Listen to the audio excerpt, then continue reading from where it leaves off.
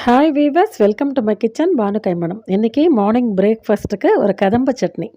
வீட்டில் இருக்கிற கருவேப்பிலை, கொத்தமல்லி, இஞ்சி, பூண்டு, குடமிளகாய் இருந்ததுன்னா ஒரு பாதியோ ஒரு முழு குடமிளகாயோ வச்சுக்கோங்க. நல்லா ஒரு 1/4 மூடி தேங்காய், இந்த மாதிரி சாமான்கள் எல்லாம் நிறைய வச்சு ரொம்ப ரொம்ப ஹெல்த்தியான டேஸ்டியான ஒரு கதம்ப சட்னி தோசைக்கு பிரமாதமாக இருக்கும்.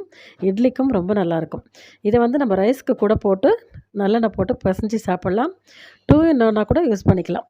வாங்க அதை எப்படி பண்ணுறதுன்னு பார்க்கலாம். 1/4 மூடி தேங்காய் எடுத்திருக்கேன், 2 தக்காளி, 1 வெங்காயம், நல்லா ஒரு கைப்பிடிக்கு 1 குடமிளகாய் கட் பண்ணி வச்சுருக்கேன்.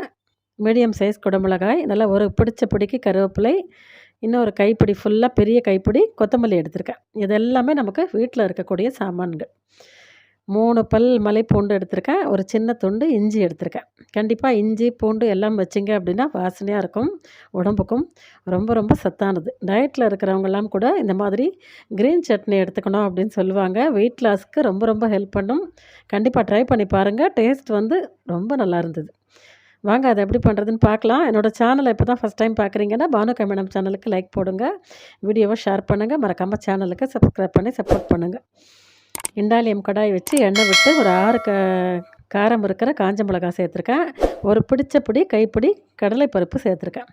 நீங்கள் உளுத்தம்பருப்பு, துவரம்பருப்பு, கடலைப்பருப்பு உங்களுக்கு விருப்பமான பருப்புகளை சேர்த்துக்கோங்க. நான் கடலைப்பருப்பு சேர்த்துருக்கேன். மிளகாயை முதல்ல நல்லா பொன்னிறமாக வறுத்து தள்ளிக்கிட்டேன். இப்போ கடலைப்பருப்பும் நல்லா பொன்னிறமாக வந்துருச்சு, அதையும் தனியாக எடுத்து வச்சுக்கலாம். எப்போவுமே நம்ம மிக்சியில் இந்த மாதிரி பருப்பு சேர்த்து சட்னி அரைக்கும்போது முதல்ல மிக்ஸி ஜாரில் இதை போட்டு ட்ரையாக பவுட்ரு பண்ணிக்கோங்க. அதுக்கப்புறம் நம்ம வதக்கி வச்சுருக்கிற சாமான்களை சேர்த்து அரைச்சோம் அப்படின்னா ஈஸியாக மசிஞ்சு வந்துடும் உங்களுக்கு. இப்போ பூண்டு 3 பல், ஒரு சின்ன துண்டு இஞ்சி. கண்டிப்பாக இஞ்சி பூண்டு சேர்த்துக்கோங்க, வாசனையாக இருக்கும், டைஜஷனுக்கும் ரொம்ப நல்லது. ரொம்ப ரொம்ப ஆரோக்கியமான ஒரு சட்னி.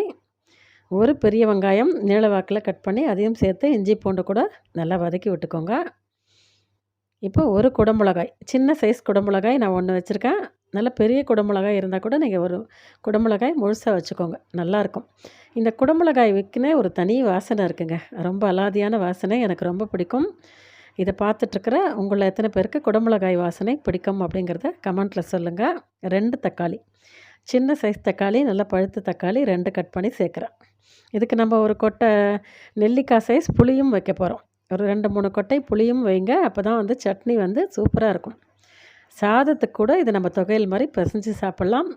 உதிர உதிரான சாதத்தில் நல்லா செக்கு நல்லெண்ணெய் விட்டு, உங்களுக்கு நெய் பிடிக்கும்னா நெய் கூட விட்டுக்கோங்க, பிசைஞ்சு சாப்பிட்டீங்க அப்படின்னா சூப்பராக இருக்கும். இந்த சட்னியை நம்ம 2 இன் 1 ரைஸுக்கு கூட யூஸ் பண்ணிக்கலாம். நல்லா ஒரு பிடிச்ச பிடி கருவேப்பிலையில் இரும்பு சத்து அதிகமாக இருக்குது. கொத்தமல்லிக்கு நரம்பு தளர்ச்சியை போக்கக்கூடிய ஒரு சக்தி இருக்குது. அதனால தான் கொத்தமல்லியெலாம் நான் தண்டோடு வச்சுருக்கேன் பாருங்கள்.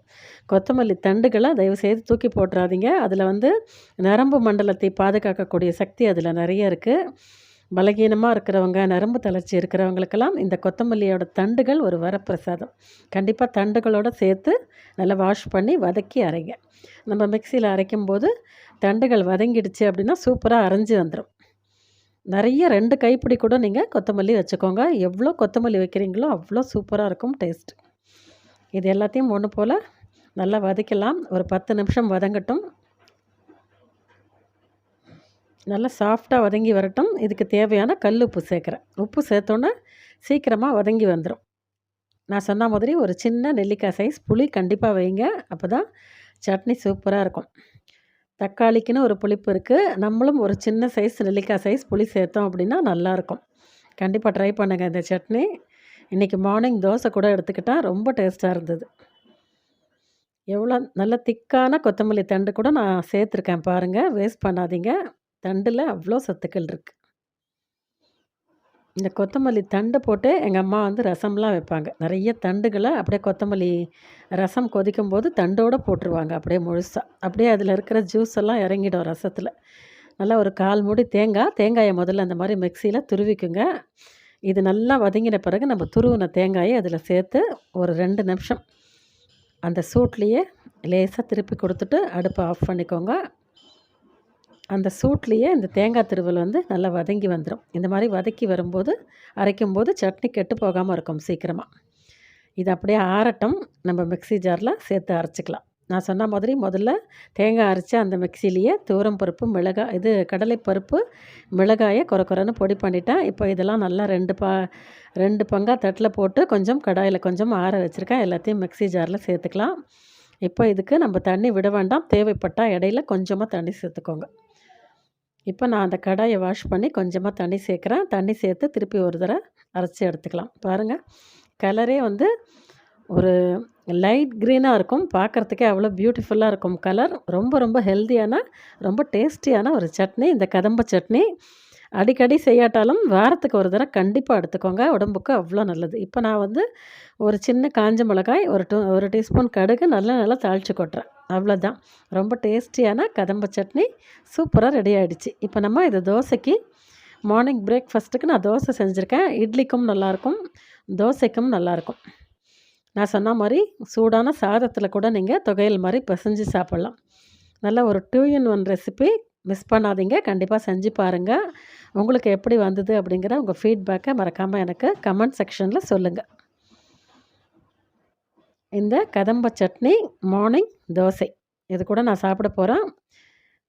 இந்த வீடியோ பிடிச்சிருந்தது அப்படின்னா நம்ம பானுகைமணம் சேனலில் லைக் பண்ணுங்கள், வீடியோவை ஷேர் பண்ணுங்கள், மறக்காமல் சேனலுக்கு சப்ஸ்கிரைப் பண்ணி சப்போர்ட் பண்ணுங்கள். எம்மியான கதம்ப சட்னி ரொம்ப சூப்பராக இருந்ததுங்க. டேஸ்ட்டு கண்டிப்பாக ட்ரை பண்ணி பாருங்கள். வேறு ஒரு இன்ட்ரெஸ்டிங்கான ரெசிபியோடு நான் உங்களை மீட் பண்ணுறேன். ஓகே வீவர்ஸ், தேங்க்ஸ் ஃபார் வாட்சிங்.